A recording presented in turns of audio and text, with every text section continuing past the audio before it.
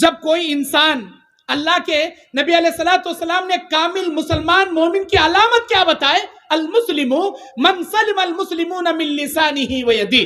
ایک کامل مسلمان، ایک مومن کی علامت یہ ہے اس کی زبان اور اس کے ہاتھوں سے دوسروں کو کوئی تکلیف نہ پہنچے، ہر تکلیف سے ہمارے اڑوس پڑوس محفوظ رہے، ہمارے زبان و حرکات و سکنات، ہمارے ہاتھ پیر کی شرارتوں سے امت مسلمہ محفوظ رہے۔ یہ کامل مسلمان کی علامت ہے۔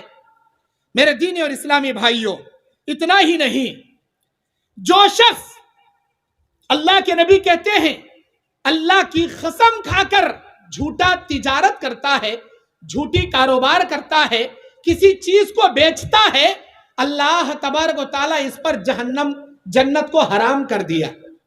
اور اگر کوئی شخص ایک پیلو کی کاڑی کے برابر بھی کوئی چیز جھوٹی قسم کھا کر بیچتا ہے، اللہ تبارک و تعالیٰ اس کے عوض بھی اسے قیامت کے دن پکڑے گا۔ میرے دینی اور اسلامی بھائیوں، ظلم بڑی بھیانک چیز ہے، کسی پر ظلم نہ کیا کرو۔ اللہ کے نبی کہتے ہیں اگر دنیا میں کسی 10 آدمیوں کا حاکم کسی کو بنایا گیا، 10 آدمیوں کا ذمہ دار کسی کو بنایا گیا، اگر اس نے ان کی ذمہ داری ادا نہیں کی اور ان کی امانت میں خیانت کیا، ایک سوئی بھی ان کی امانت میں خیانت کر کے اپنے پاس رکھ لیا، تو قیامت کے دن وہ سوئی لے کر وہ اللہ کے دربار میں آئے گا۔ یہ سننا تھا، بعض صحابہ اٹھ کر کھڑے ہوئے اور اپنے عہدوں سے استعفیٰ دے دیے۔ اے اللہ کے نبی، ہم کو نہیں چاہیے یہ عہدہ۔ آج ہم عہدہ مانگ کر لیتے ہیں کہ مجھے بڑا بناؤ، مجھے امیر بناؤ، مجھے متولی بناؤ، مجھے خازن بناؤ۔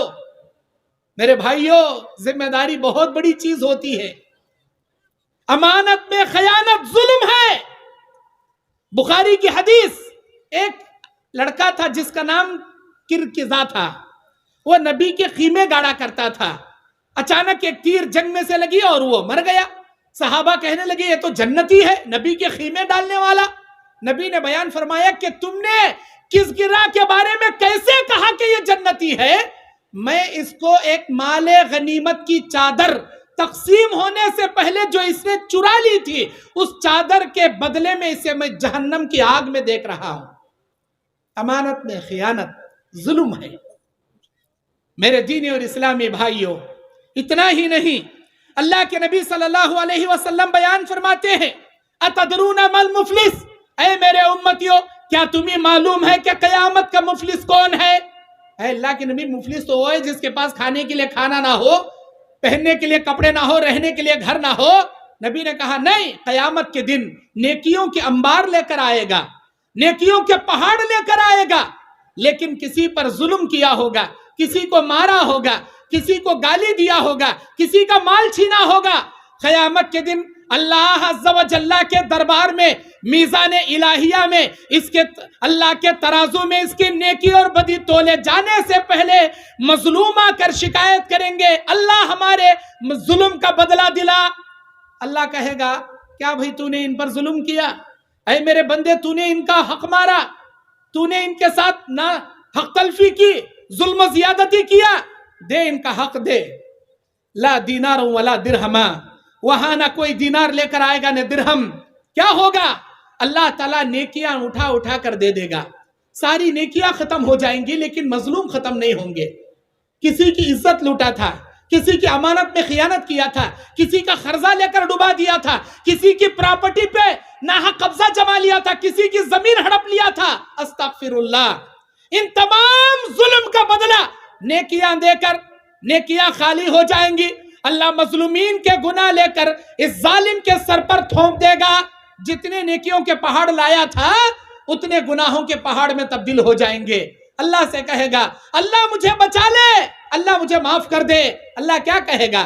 میرے معاملے میں کمی پیشی کرتا، میں تجھے معاف کرتا، لیکن یہ تو حقوق العباد کا مسئلہ ہے۔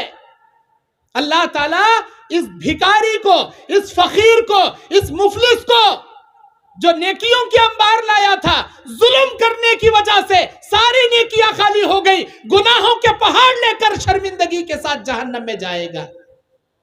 قیامت کے دن مفلس بننے سے بہتر ہے دنیا میں اگر تم نے کسی پر ظلم و زیادتی کی ہو تو جا کر اپنی موت سے پہلے معافی مانگ لو۔ کسی کو گالی دیا ہے، معافی مانگ لو۔ کسی پر آپ نے برا بھلا کہا ہے معافی مانگ لو، اب بھی وقت ہے۔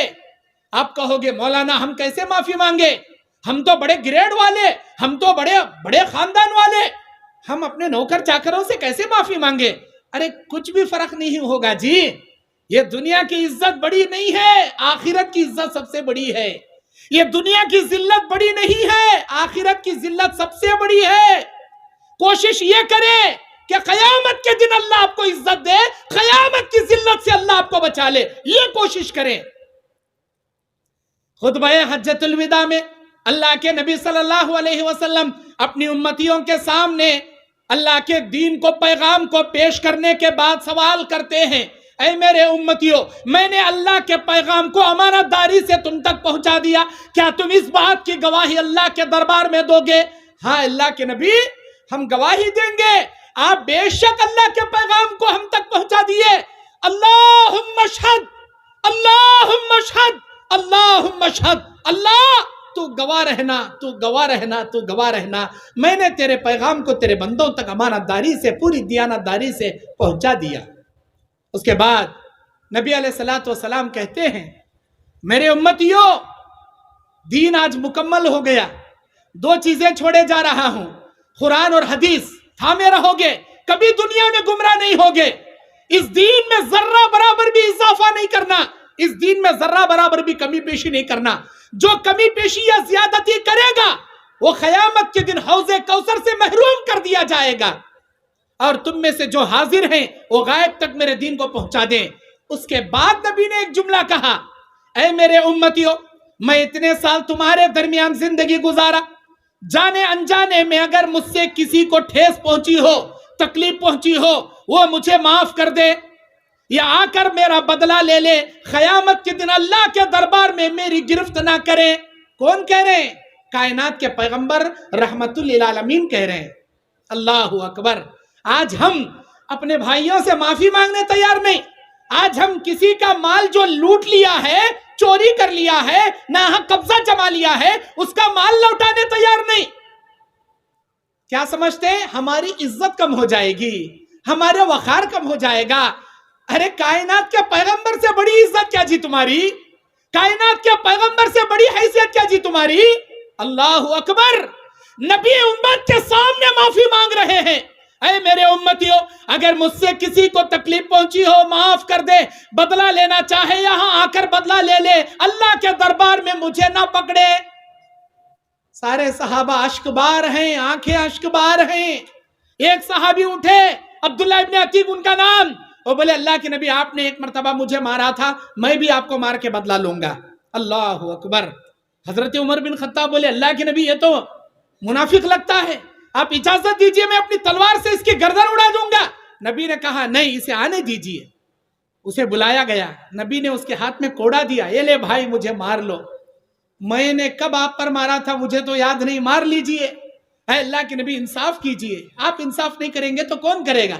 جب آپ نے مجھے مارا تھا میرے بدن پہ چادر نہیں تھی، آج آپ کے بدن پہ چادر ہے، انصاف کا تقاضا یہ ہے آپ اپنی چادر نکالیں، میں آپ کو ویسے ہی ماروں گا جیسے آپ نے مجھے مارا۔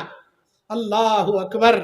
نبی اپنی چادر نکال دیے، اس کے سامنے سلنڈر ہو گئے۔ اللہ کے نبی صلی اللہ علیہ وسلم کو مارنے کے لیے کوڑا اپنے ہاتھ میں لے کر اونچا کرتے ہیں، ہاتھ کانپنے لگتا ہے، ہاتھ سے کوڑا نیچے گر جاتا ہے، وہ نبی سے چمٹ جاتے ہیں، گردن کے نیچے مہر نبوت کو چومنے لگتے ہیں اور کہتے ہیں فدا کا ابی و امی یا رسول اللہ، اے اللہ کے نبی میرے ماں باپ آپ پر قربان، آپ نے مجھے کبھی نہیں مارا، غزوہ احد میں صف آرا کے درمیان اپنی چھڑی سے مجھے پیچھے ڈھکیلا تھا، مجھے تکلیف ضرور ہوئی تھی، اسی کو میں نے بہانہ بنایا، میں نے آپ کی زبان یہ حدیث سنی تھی، جو ایمان کی حالت میں مہر نبوت کو دیکھ لے گا اللہ کی جہنم کی آگ اسے نہیں چھوئے گی۔ اے اللہ کے نبی میں اسی بہانے سے آپ کی مہر نبوت کو چومنا چاہتا تھا۔ اللہ کے نبی نے کہا میں دعا کرتا ہوں اللہ تجھ پر جہنم کی آگ حرام کر دے۔ اس واقعے سے عبرت کیا ملتی ہے ہم کو؟ کائنات کے پیغمبر عوام الناس کے سامنے، امت محمدیہ کے سامنے ایک معافی مانگ سکتے ہیں، جبکہ وہ کسی پر ظلم نہیں کرنے والے، ہر کسی پر رحم کرنے والے، ظالموں سے ظلم لے کر، دشمنوں سے مار کھا کر بددعا دیے بنا دعائیں دینے والے، اللہ اکبر، ایسے رحمت للعالمین اپنی عام امت کے سامنے معافی مانگ سکتے ہیں، تو ہم کیوں نہیں جی مانگ سکتے؟ ہم کیوں نہیں مانگ سکتے معافی؟ کون سا پوزیشن گھٹ جائے گا ہمارا؟ کون سی حیثیت گھٹ جائے گی ہماری؟